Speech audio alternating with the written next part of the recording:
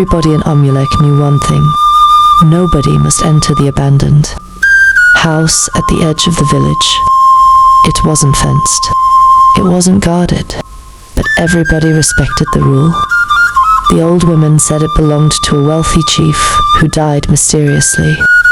Some said he had buried something valuable inside. Others said he buried something evil. Nobody dared go near until Chika came back from Lagos. Chika had left the village 2 years ago, chasing big dreams in Lagos. When he returned, he was broke, angry, and desperate. He didn't believe in old village superstitions. All these old people, they fear nonsense, he laughed. Me, I go find Wedden dem hide for that house. One night, when the village slept, Chika crept to the abandoned house, carrying a cutlass and a small bag. The house was still and cold. The door, heavy with cobwebs, gave a long, loud creak as he pushed it open. Inside, dust and darkness swallowed him.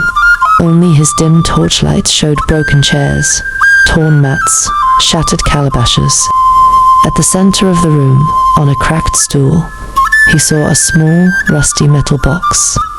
The box had no lock, only a large, strange-looking key lying beside it. As he bent down to touch it, something whispered inside his ear. "Take the key, unlock your destiny." He flinched, looking around. Nobody there. Maybe he was imagining things. Maybe not. Greed pushed him forward. He grabbed the key and opened the box. Inside, nothing. Just dust and ashes. Wetin be this nonsense? Chika spat angrily. But as he turned to leave, he noticed something strange. The key was no longer ordinary. It was now burning hot in his hand.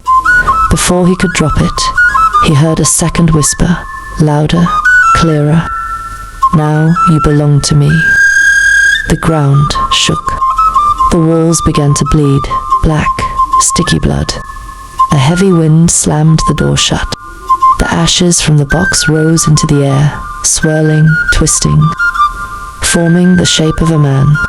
But the man had no face, only a wide, bleeding mouth. It spoke again, voice rumbling like thunder. "You have unlocked the forbidden. Now, pay the price." Chika screamed and ran toward the door, pulling and kicking it, but it wouldn't budge. Suddenly, the key in his hand melted into his palm, searing into his flesh like fire. The faceless man laughed, stretching long, shadowy arms towards him. The last thing the villagers heard that night was Chika's scream. Sharp, desperate, then silence. By morning, the abandoned house stood quiet again.